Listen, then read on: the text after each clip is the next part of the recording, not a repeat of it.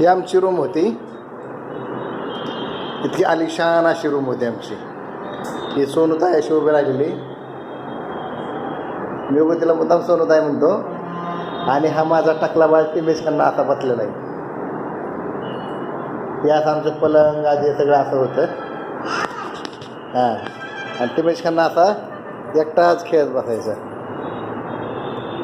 हे बाहेरचं लोकेशन म्हणजे हा जो रोड दिसतोय ना, हा चेन्नईला जाणार रोड आहे. हा चेन्नईला. आणि आम्ही जे वास्तव्य केलं होतं ते श्रीनिवासम देवस्थानममध्ये केलं होतं. हे म्हणजे असं हे लोकेशन एवढी मस्त आलिशान रूम होती आमची.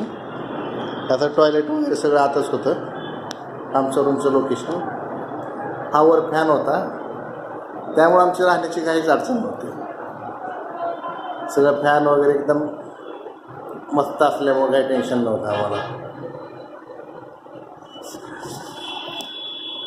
हां, आणि हे बाहेरचं लोकेशन पूर्ण, त्यामुळे एकदम इतकं भारी वाटायचं ना की बोलायचंच काम नाही.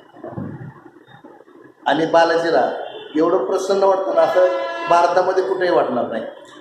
एवढं प्राईम लोकेशन आहे बालाजी. आम्ही कमीत कमी 2 ते 3 वेळा गेलो तिथे. दर्शन आमचं कालच झालं, पण खूप उशीर, आम्हाला 4 ते 5 तास रांगेत उभं राहावं लागलं. अख्खा कळस सोन्याचा आहे, अख्खा कळस. आणि अख्खं मंदिर सोन्याचं आहे. असं भारतामध्ये कुठे हे पहिलंच मंदिर असेल की जे पूर्ण सोन्याचं असेल. असं अख्ख्या भारतामध्ये कुठेही मंदिर नाही.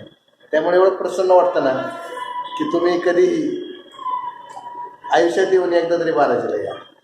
तिरुपती बालाजीचं एकदा तरी दर्शन करा. पुण्य तर लागेलच, परंतु मन शांती पण मिळेल. थँक्यू.